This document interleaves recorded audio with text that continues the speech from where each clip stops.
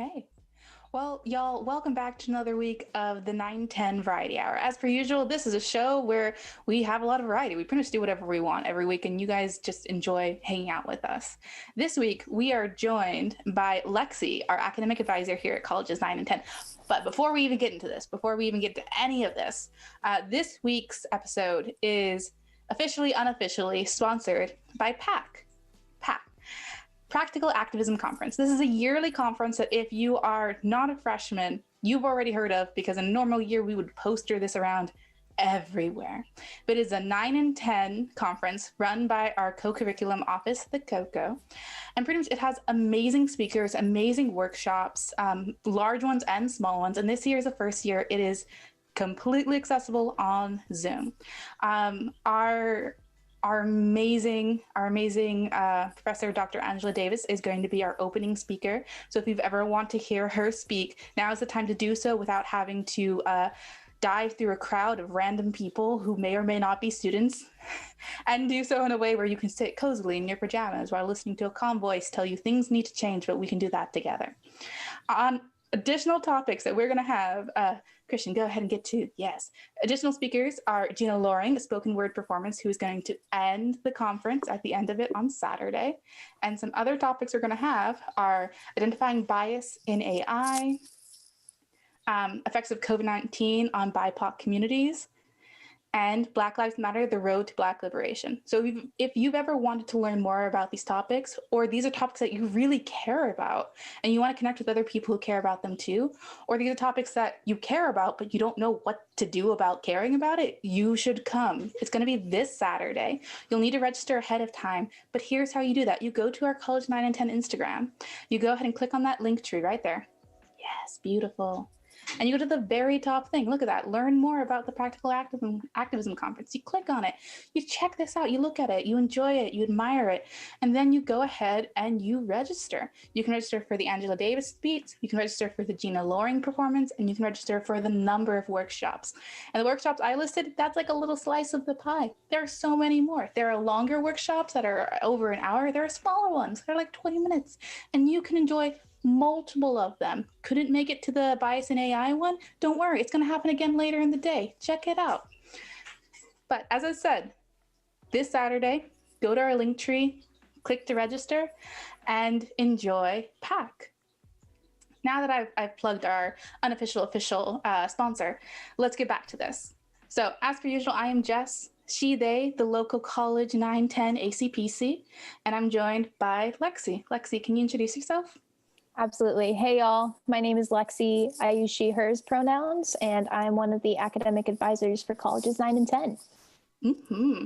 And as a floating voice and or head in the background, we always have the lovely Christian. Wow. Christian, can you introduce? I'm sorry. Wow. My sister's boyfriend's name is Christopher. It's very complicated. Hi, everyone. Please enjoy.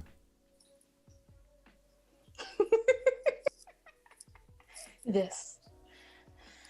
With that in mind, so we can actually flesh you out as a human being, Lexi, I'm going to ask you some nosy and posing questions that are truly just at the bone, going to cut real hard and hurt. Are you ready? Let's freaking do it. Okay, what is your favorite color? Oh, my favorite color fluctuates between blue and green. This week, it's definitely blue. Respectful. If you were in and out order, what in and out order would you be? I am definitely a swirled chocolate vanilla milkshake, because that is the one thing I get at In-N-Out. Okay. Flipping it. If I was in and out order, what in and out order would I be? Oh, that's hard. I know, this is difficult. I feel like you need to be one of the secret menu French fry orders, because you are somebody who would definitely need to be shared by multiple people, like in love, like you're sharing a group of fries with like people you love, but you also have like spicy elements. So like you got to keep it saucy. You're not just like regular fries or ketchup, like you've got some like extra fluff on top, you know? That's what I see for you. This is so wholesome. I've always talked to Tim and Christian. Tim is the head of the activities department, for context. Christian is the floating voice in the background, that we should open up a t-shirt shop for activities, because that sentence needs to be on a t-shirt so that we can sell it for like $10. Absolutely. Okay. Next big question. What is your biggest fear? And then what is your smallest fear? Ooh. Well, my biggest fear in like a physical sense is birds. I am literally absolutely terrified of birds, any shape and size. But they have knife feet. They have knives for feet and faces. That's bad. Truly, exactly. Thank you. You understand me. That is exactly it. But if we're talking more on like a metaphorical, metaphysical level, I think my biggest fear is becoming an inauthentic person.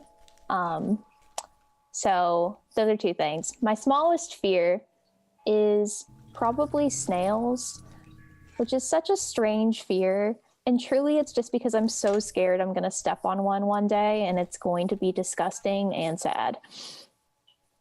I respect that. That's so wholesome.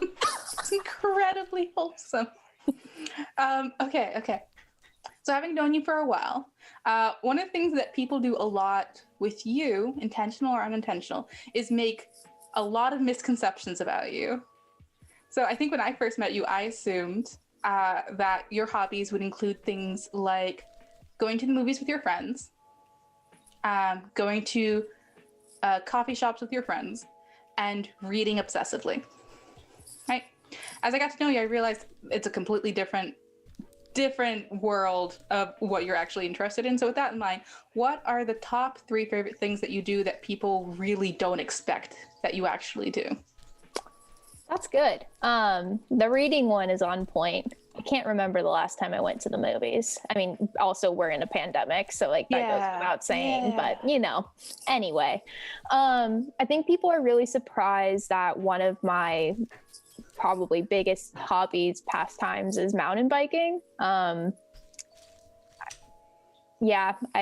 That's just what I do most of my weekends, most of my time.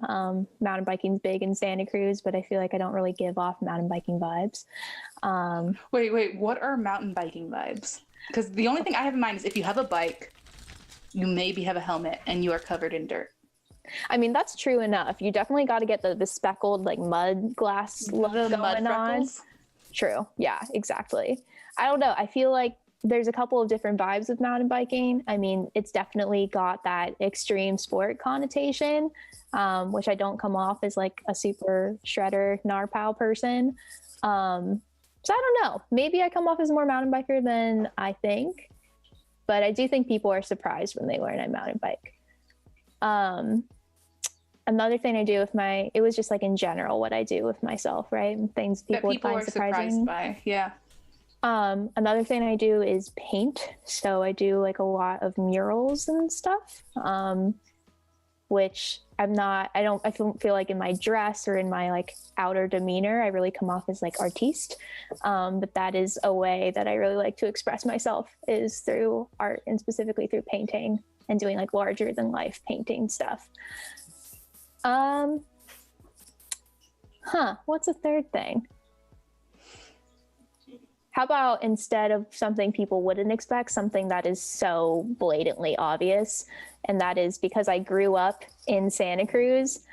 I am in so ways such a stereotypical Santa Cruz person in that I'm in the ocean all the time, surfing and swimming, and it's a beautiful day. I spent my lunch break at the beach. I went to the beach this morning. I'm going to go to the beach after this.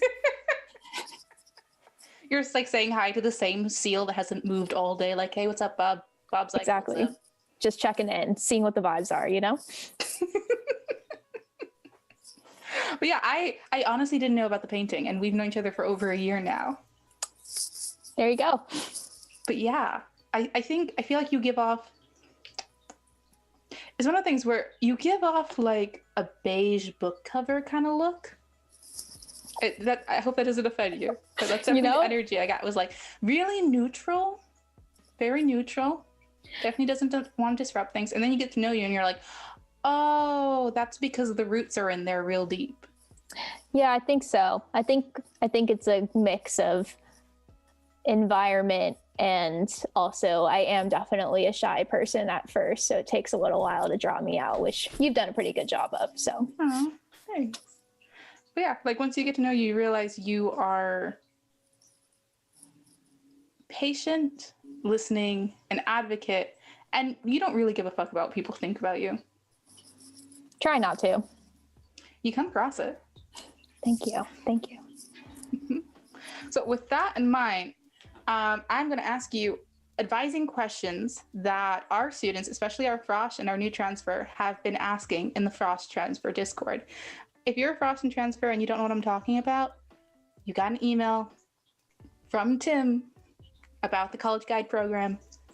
Find the email, respond, get on there, meet other Frosh, meet other transfers. But here are some of the questions that they asked. Do you want to start with the big meaty ones, or do you want to start with the I'm in immediate pain, I need help? Ooh, maybe let's open up with a meaty one. And let's get to them all, though. They sound important. Okay, so in a normal year, what's normal anymore? In an in-person year, what people would do to go see an advisor is they would go over to 9 and 10. They would walk over to social science 1, 2, 1, 1, 1, above the College 9 mailroom, right? You go up the stairs, go make a left, you'd see Sandy over at the front desk, and you sit down, you'd make an appointment. If they can see you today, you just wait. If they can't, they make an appointment for a later day, right? And it maybe be a 15-minute kind of like, here's the information you need to know, or hey, talk to a peer advisor, or like a bigger 30-minute thing. These kind of things, right? Pretty easy to find. Totally. That is not happening right now. So how do I see an advisor? And when I finally do see an advisor, what is that going to look like? That is an awesome question. And yeah, it's a lot different now that we don't have a physical office that you can just roll up to, talk to our peer advisors, walk into one of our offices. It's a lot harder to make that initial connection. So I feel where this question is coming from for sure. I mean, just like everything, we are on Zoom, and I am on Zoom all day, every day. Every day. So really the best way to make a connection with an advisor is either to connect with us via email or preferably scheduling an appointment. So because we're not in a physical space anymore where you can just walk up, you do have to schedule an appointment in order to meet with an advisor. Luckily, it's pretty simple. All you need to do is go to our college's 9 and 10 advising website, or go to a website called Slug Success, which hopefully y'all are familiar with by now, but if not, congrats, you've made it, you're here. And through those two websites, you can schedule an appointment with an advisor. Giving you a little preface of what to expect, we've advising Monday through Friday, so we are always on. We have appointments available in the morning and in the afternoon, and you have your full college advising team still available to meet with you. And you can meet with any one of us. So you've got 4 people on your team. I'm one of them, Lexi. We have Sean, we have Eduardo, we have Megan, and we also have Holly, who is our boss and supervisor and a superstar. So any one of us you can come meet with, chat with. And what's going to happen is you schedule an appointment, you get a reminder email with a Zoom link, you head to that Zoom link, we're waiting for you. And when you get there, we're really just going to open up the conversation by asking you what's on your mind. And it's okay if it takes you a little while to formulate, or you don't really know what it is that's going on, or you're having a hard time articulating it. Or conversely, if you have a really specific question, we're there to help tease it out, help get you the information you need. And it really is just a safe, open space to have a conversation. And you have half an hour too. So that's a pretty long time with us in Zoom. Yeah, that's pretty nice. I think when I was a student, it was like 15 minutes. Yeah, half an hour is nice. It's really lax, and it's just nice to be able to converse with somebody one-on-one. And, I think a lot of our Zoom interactions are in big classrooms where you have your camera off and you're kind of just like sitting there and it's hard to engage. So it feels good to kind of have a more personable interaction with somebody. Mm-hmm. Like you get to connect, and then if you feel connected, talk about the things you need to talk about. Totally. Okay, a little bit of a follow-up. Okay, what if what a student is bringing to an advisor is something that they haven't talked to anybody about because they haven't actually seen an advisor yet, and 2, just feels really, really big, and they have no idea how to deal with it, and it's scary. I don't want students to feel like my perspective of them is like, oh, we're kids who are just figuring things out. No, y'all are adults. But I think it can be really hard for us when we find ourselves in a hole whether we just landed there or, you know, if I'm being honest with myself and how I was as a student, dug that hole very deep and found myself stuck at the bottom, to bring that up and like ask for help, even from someone whose job and who's literally paid to help me. It's hard. So what is something you wish students who are in that situation where they're scared to talk to their advisor, or they feel like, well, this is my own fault, so I have to deal with this on my own, or what can an advisor do for me? I fucked up so hard. Like, what do you wish those kind of students would know? I love this question because I think you're speaking to something that so many of us experience throughout college and that a lot of us are going to keep experiencing. And the thing that I really want to drive home is that it's never going to be easy to bring these topics up and have those conversations. But what I want people to know is that the reason why any advisor got into the advising role is because at some point they found themselves in a hole like that or in a space like that. And there was somebody there who picked them up when they were at that point and helped bring them back up to the surface. I'm speaking from like personal experience, right? Of I would not have made it through college without the mentors I had and the advisors I had who caught me at those low points, made me talk or helped provide me with the space I needed to talk and sort through those fuck up moments and got me through them. And that's what motivated me to want to go into this role, was to help students who find themselves in similar scenarios. We're thrown into these universities that are not built for student success a lot of the time. Like, let's just be honest. They're hard to navigate. They're hard to navigate on purpose. And frankly, it can feel like you're lost and alone a lot of the time. One of the reasons advising exists is to counter that narrative and to provide students with a person, an actual real life person who's there to listen to you and listen to what's going on and actually get you the help you need. So when you're feeling at that point of, I don't want to cop up to what's going on, I don't know where to turn to, if you're feeling like it's your fault, resist that urge to just keep it inside and try to figure it out on your own or battle through it. Come talk to advising. That's, yes, what we're here for, but we're here for because we've been through it and we're here to help you find the way forward. So that's what I hope people know is like, we're here because we've experienced that shit too. And that's why we want to be here, to help you get through your own shit. Yeah. So like stepping into advising is finding yourself in good company, both because you have shared experiences and because the dynamic is, I need help. Cool. My job is to help you. Exactly. Perfect. All right. A little bit of a last wrap up question for this topic as it's gotten bigger and more like, I have a friend who does need help and I don't know how to convince them to actually come and see you. What do I do? That's a good one. I think there's a couple of ways to go about it. One is recognizing that you're a good friend for wanting to help your friend. But two, recognizing that there's only so much we can force people to do, right? I think something that is within the scope of your control is sharing positive stories about your experience connecting with resources, right? I think that is a huge thing that can kind of circumnavigate somebody who maybe is resistant to reaching out for help. Maybe they're scared to reach out for help. If you have a personal narrative about a really positive experience that you had with advising or another resource you think your friend could benefit from, share that with them, right? Like that's going to make them feel a bit safer in going and connecting with that resource. If you yourself haven't really been in a personal situation like that, something you can do is reach out to advising. Something that we do a lot is connect with students who have come to us from a third party. A lot of the times it's like a professor, right? Where a professor says, hey, I've got so-and-so in my class. I'm worried about them. Can you check in? We go in and we check in with them. We just say, what's up? We open up the conversation. As a student, you can totally do that. You can come to advising and ask us to just check in on your friends. Granted, there are rules about privacy, sharing information, all that stuff. So don't divulge anything that isn't your story to tell. but it's enough to just give us that heads up that there's somebody who maybe could use some outreach. Because sometimes it's easier if somebody reaches out to you first to go in and get that support rather than starting it yourself, especially if you're resistant to it. Mm-hmm. And I think something to acknowledge, I love that you acknowledge first that you're a good friend. Because when we talk about community and when we talk about offering support to people in our community, which include our friends and neighbors, and if you're living on the dorms, everybody that lives in your dorm, right? All these things.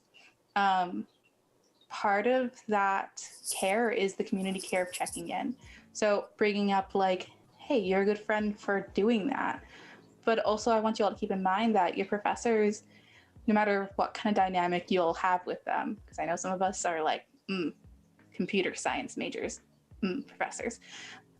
But when a professor does that, I don't want you to think like, oh, I'm doing so bad and so terrible, and that's why I'm being noticed. No. If you have a good professor, they know you as a person and they care about you as a person.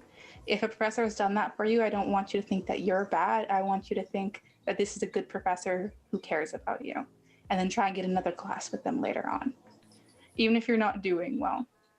Because as a person who has had really great relationships with professors who have cared about me and taken an interest in me, they really just want to make sure you're okay. And if they're investing the time, it doesn't mean there's something wrong with you or that you're doing so bad that you're sticking out. It's 100% that you're sticking out because they care about you and you become a person that they care about and they want to see you succeed. Take that with a grain of salt. If you're like, no, my professor is legit the worst person in the world, you know what? Go for it. But still talk to Lexi.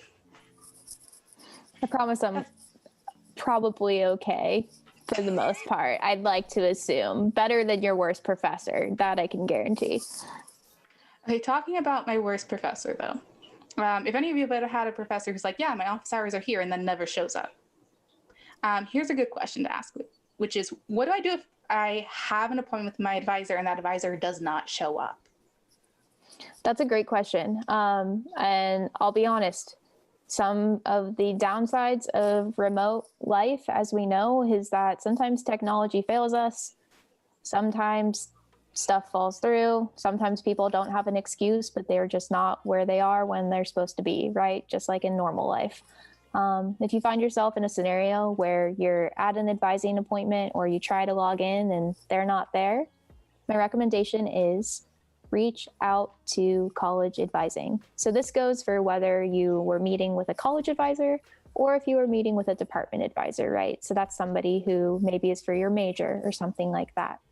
Reach out to your college. One, because if it was a college advising appointment and one of us didn't show up, we can totally do reconnaissance and figure out what's going on, help you get rescheduled for a new appointment. But two, if it's with a department advisor, sometimes department advising, they only have one advisor on staff that's managing the entire major, which is a lot of work. So going and emailing them, if they missed an appointment, it might not result in you figuring out what's going on or getting a new appointment. Versus college advising, right? We have a little more contact and communication. We can do some investigation for you, reach out to the advisor in some other way, and help get you reset up. So TLDR, talk to college advising. Very nice. So you guys can be advocates for students in their majors. Absolutely. And that goes too for if, you're having a difficult time communicating with an instructor. Like let's say you took an incomplete in a class, or you're trying to reschedule an exam and you're having a hard time communicating with your instructor. That's absolutely something where college advising can serve as an advocate for you and a liaison, helping with that communication.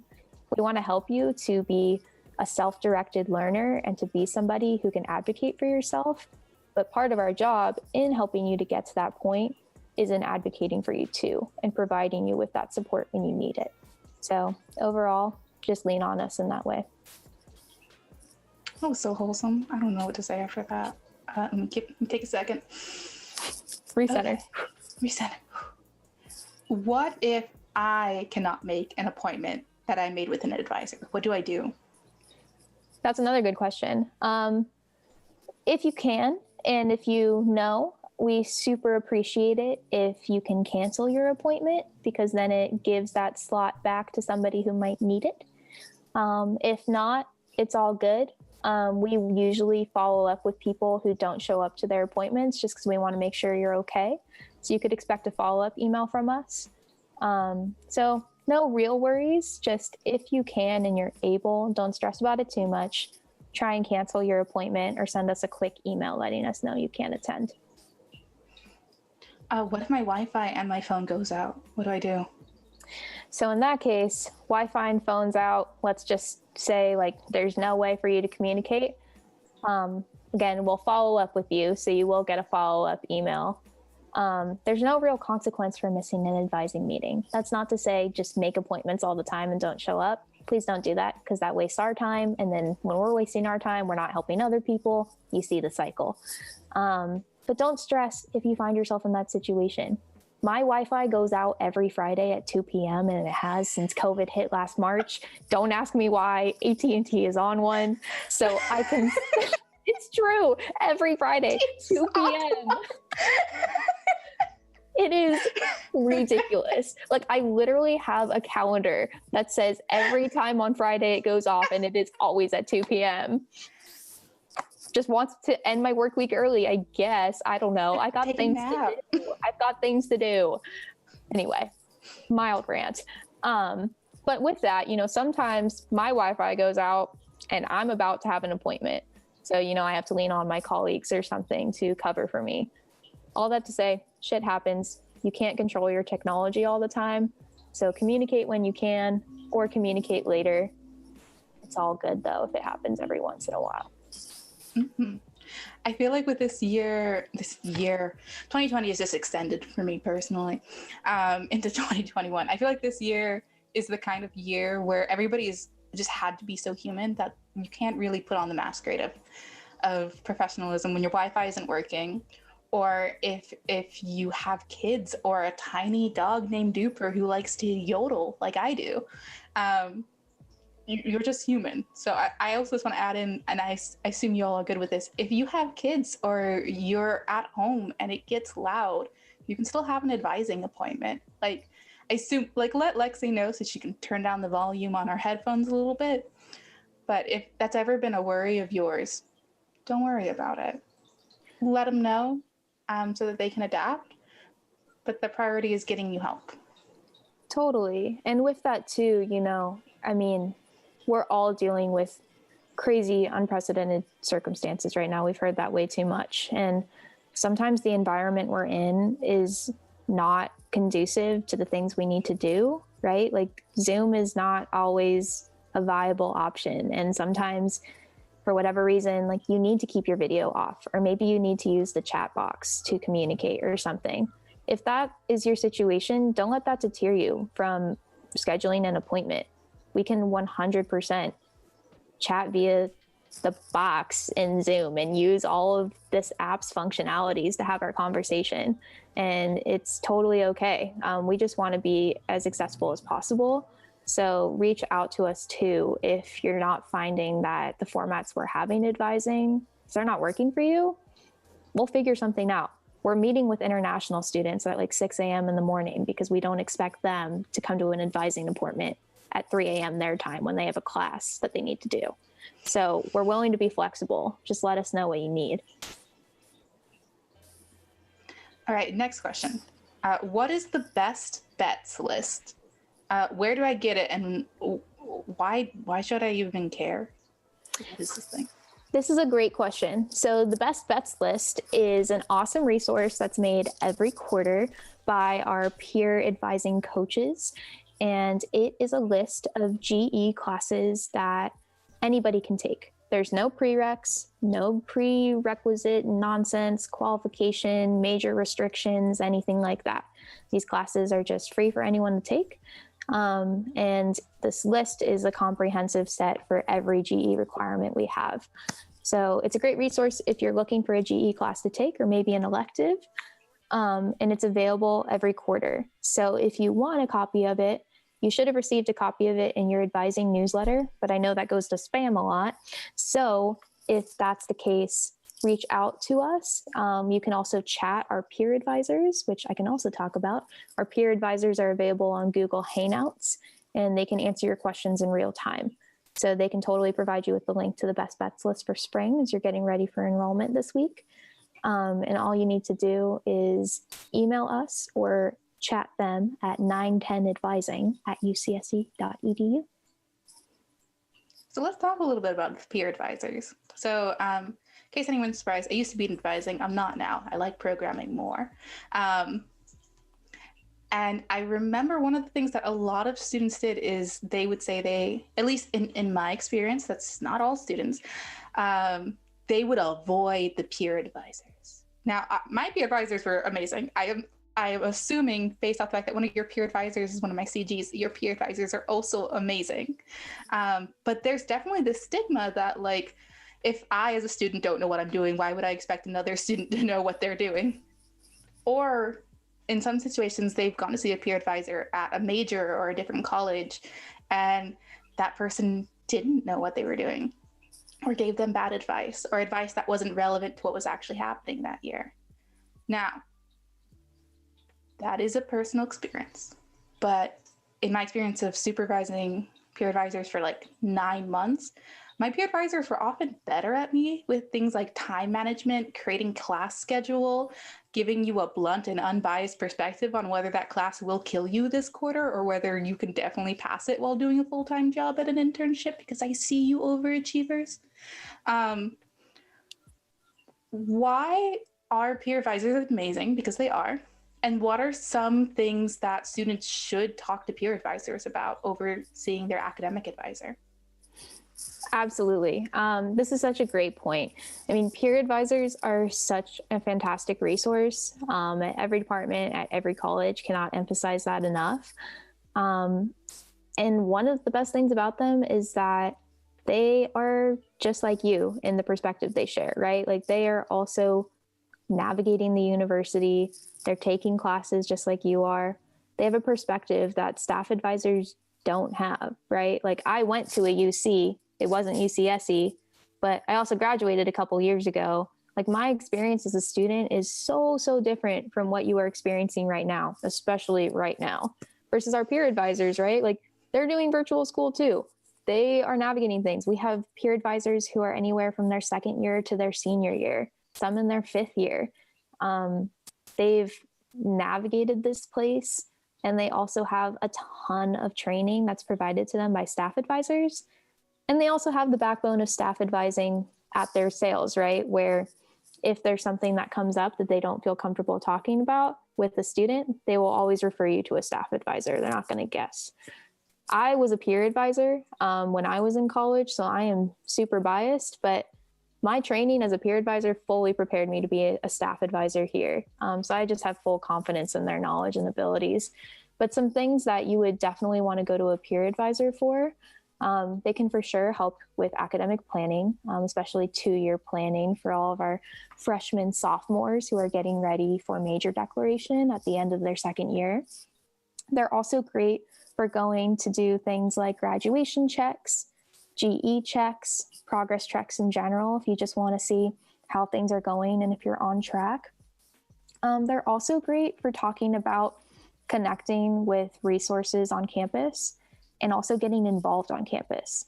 Our peer advisors are student leaders, and a lot of them hold so many hats at UCSC, whether it's student clubs and organizations, multiple jobs with multiple offices, being a tutor, being a TA. They know how to navigate this place, and that's why we hired them, so that they can share that knowledge. They really are the holders of community knowledge for our student body in so many ways.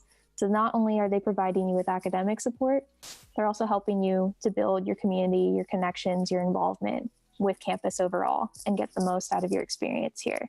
So major plug for them.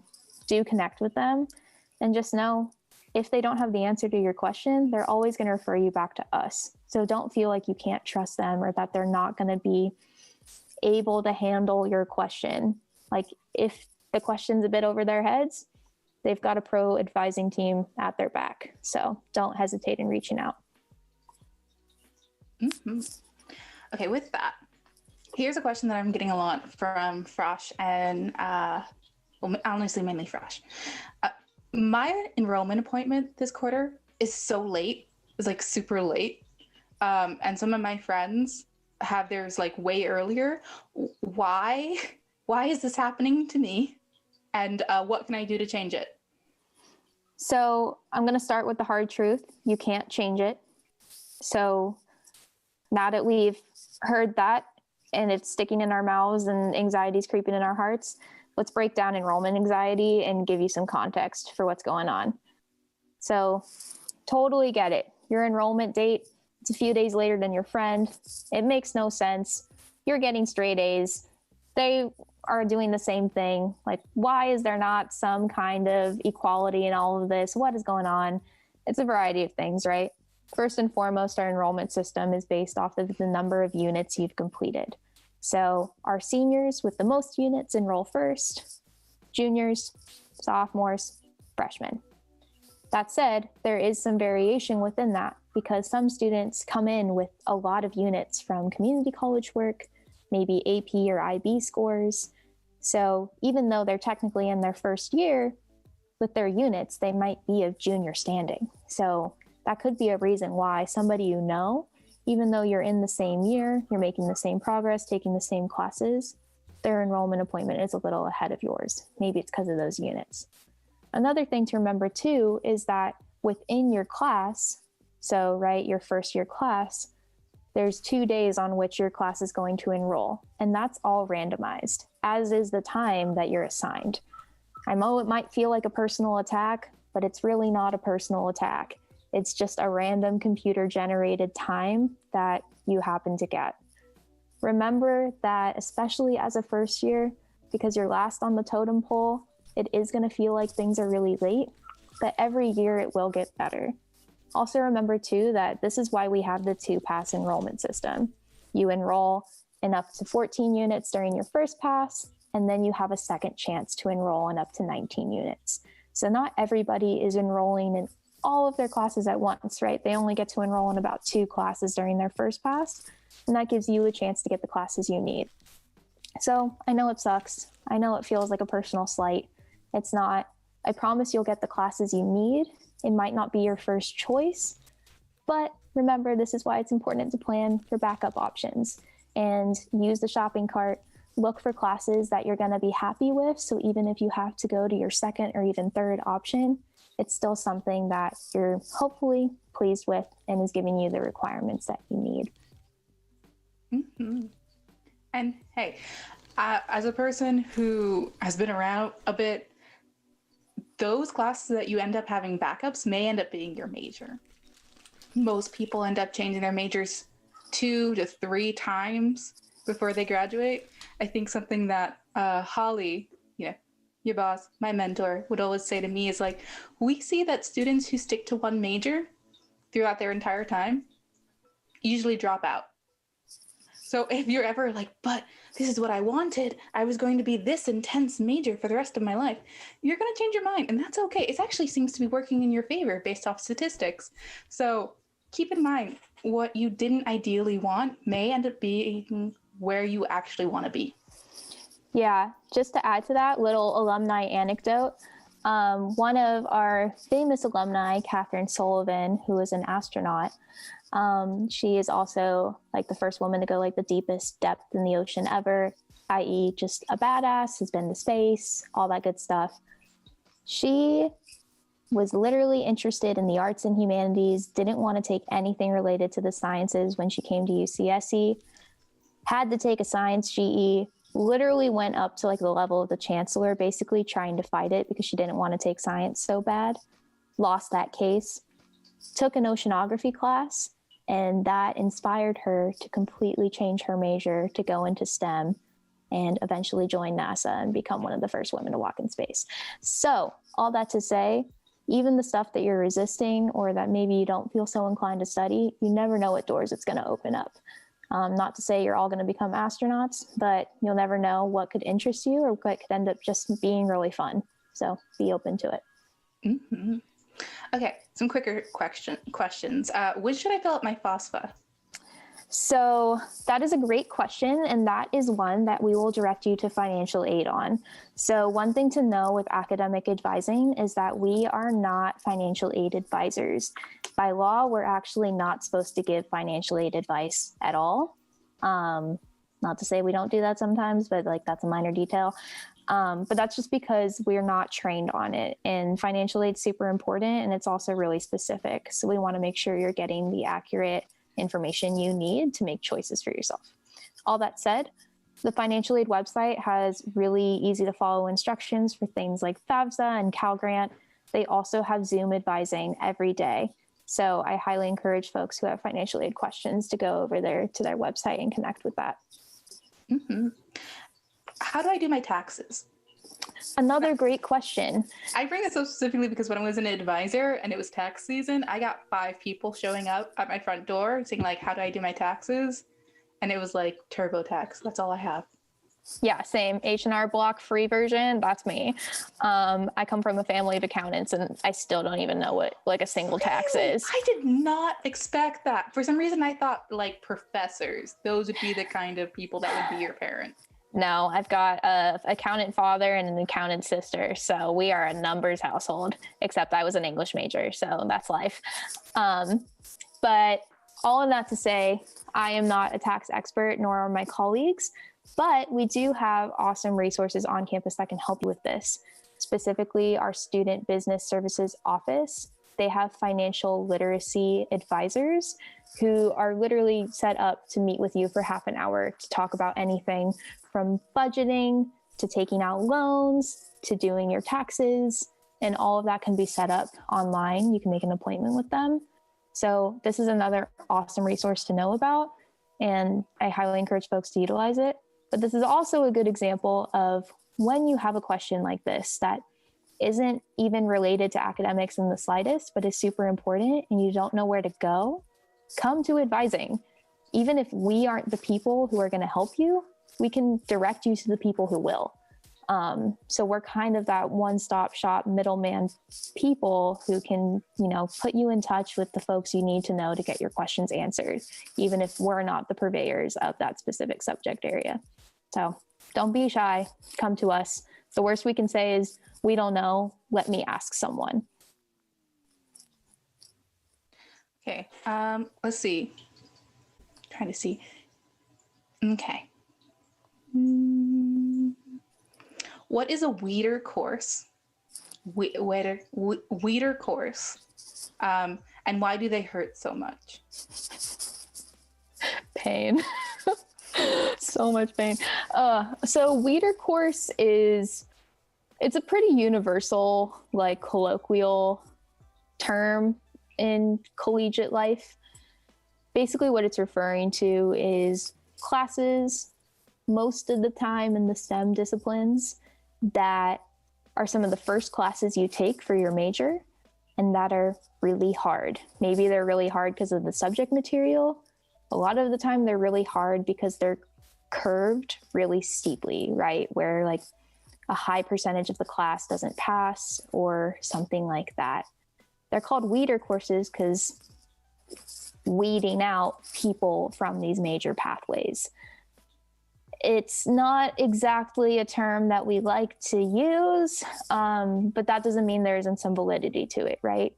Like, I'm not going to name specific classes at UCSC that we would consider a weeder course, but you'll probably hear from word of mouth and again, that community knowledge spread of some of the classes that are intro level in your major that are really challenging and that maybe people have struggled with.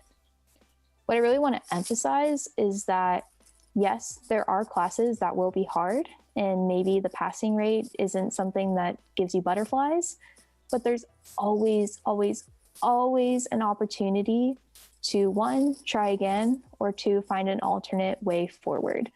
Even if you're really struggling with a class, you take it once or twice and it doesn't work out for you, come to advising. We can help you to navigate these situations and maybe give you some alternate ways to get that requirement done that 1, won't break your soul, which it sounds like this person has been struggling with, but 2, maybe point you in a direction that would be better for your well-being anyway.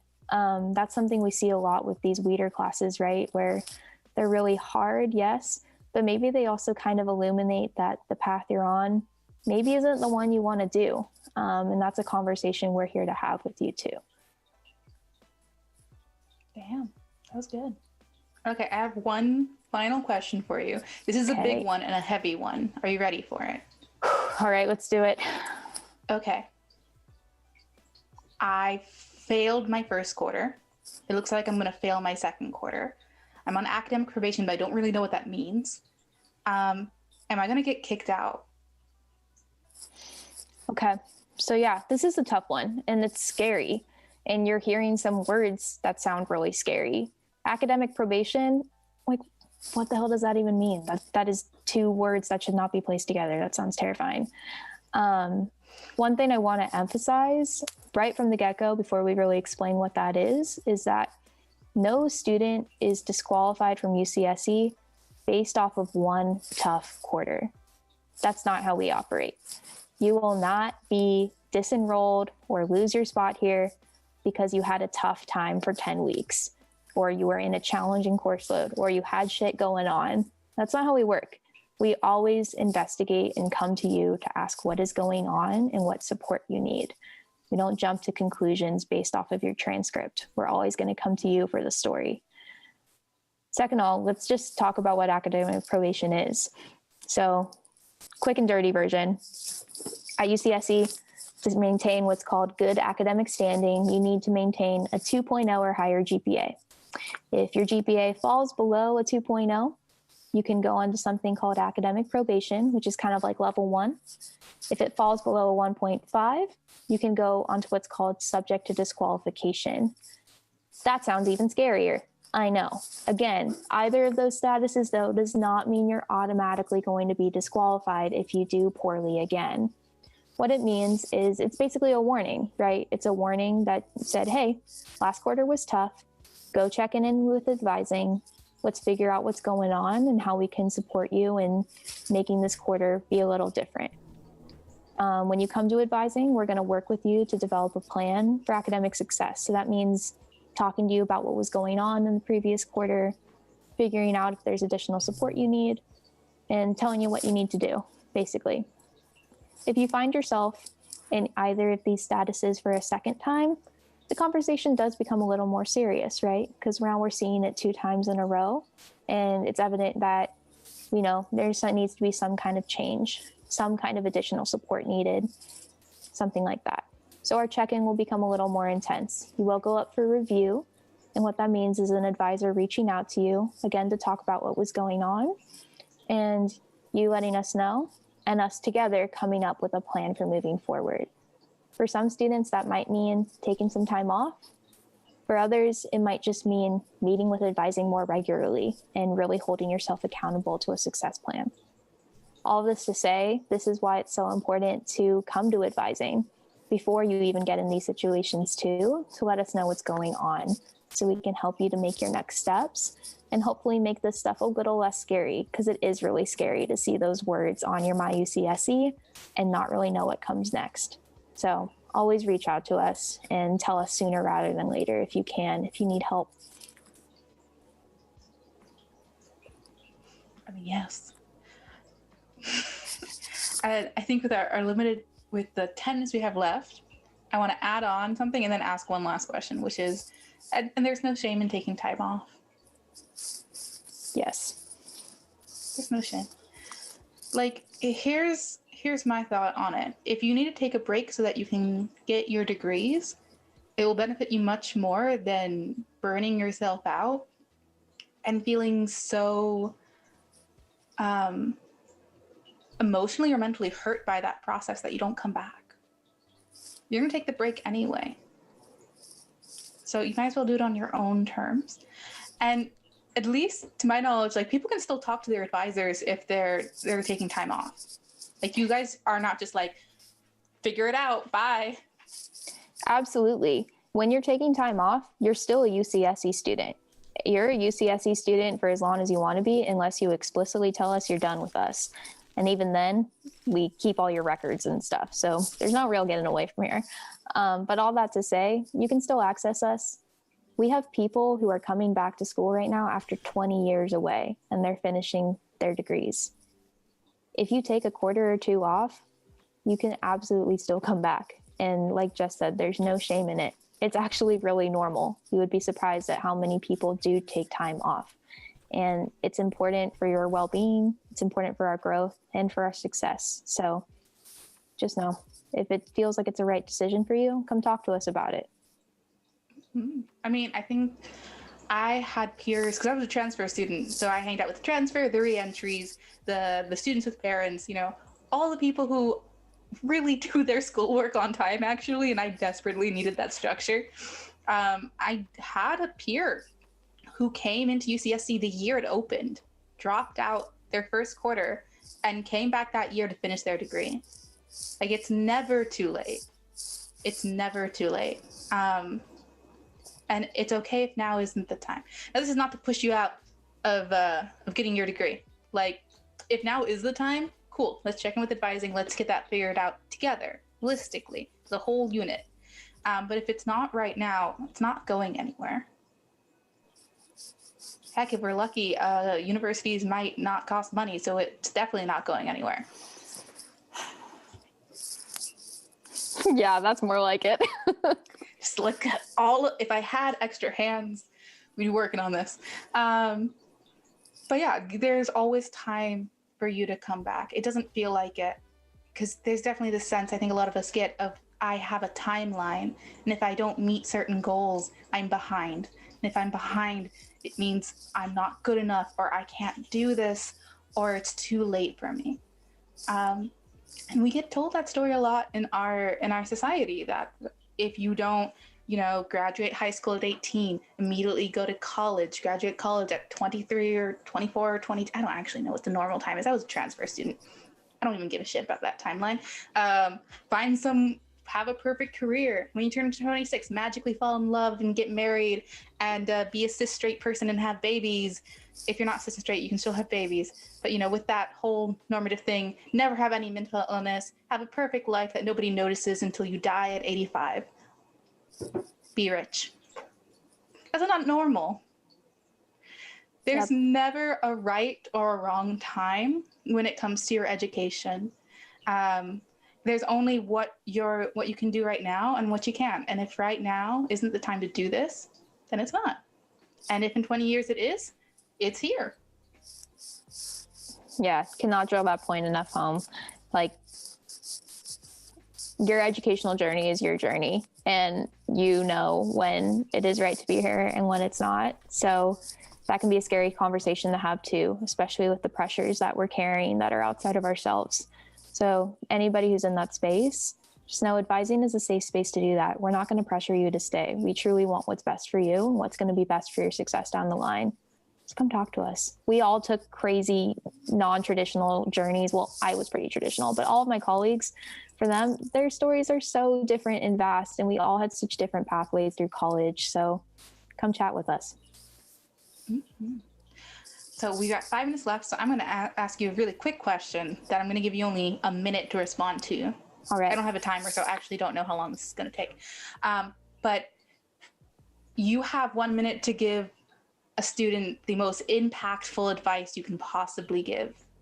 What is the advice that you give them? Wow, that's intense. Stakes are high. Stakes are high. I truly think that the biggest thing to remember is, yes, you're in college for the end goal, but there is so much to getting the undergraduate experience that involves not what you end up with on your diploma, but in what you got through your experiences, your relationships, your time outside of the classroom. And all of that remains true, even in a virtual learning environment. It is the connections you're going to make here, both with your peers, your instructors, if you work, the people that you work with, whatever it is, that are going to carry you so much farther than the title that ends up on your degree.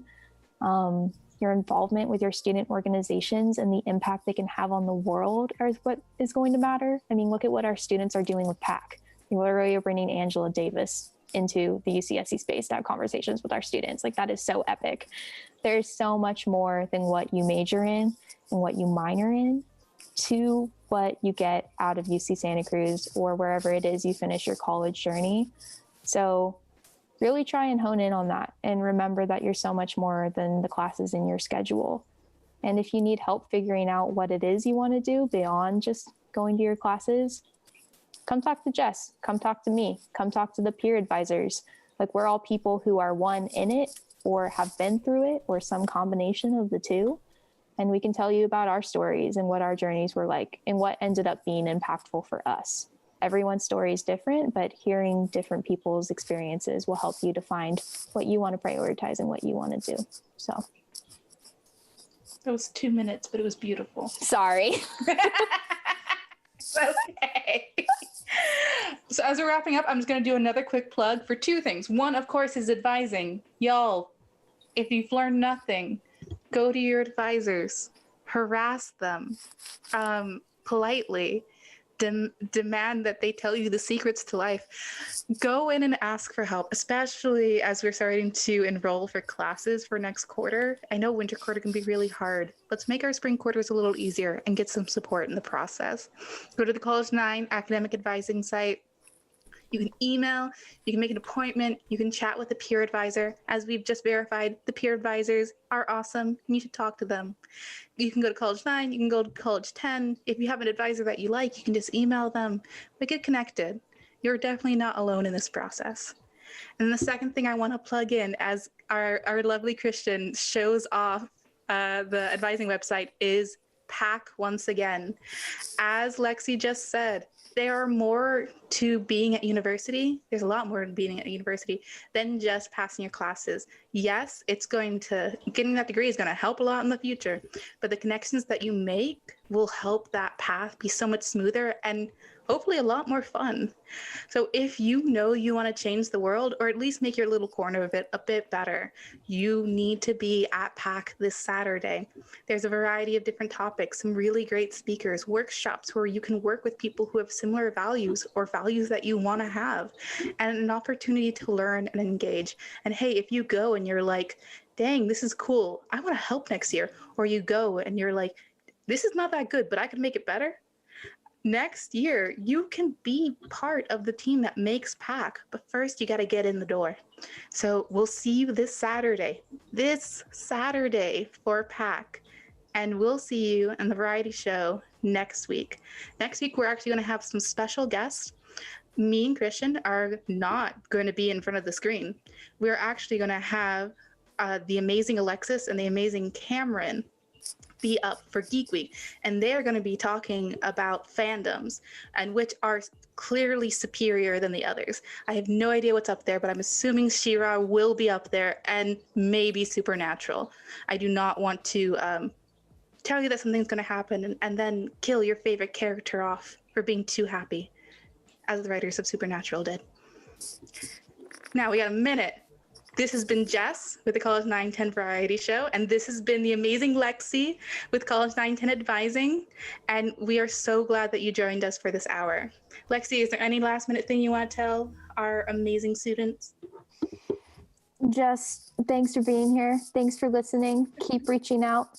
Keep listening to Jess. They're fabulous, as is Christian, our disembodied voice. So thanks for having me, all. Yeah. And now we just slowly fade out.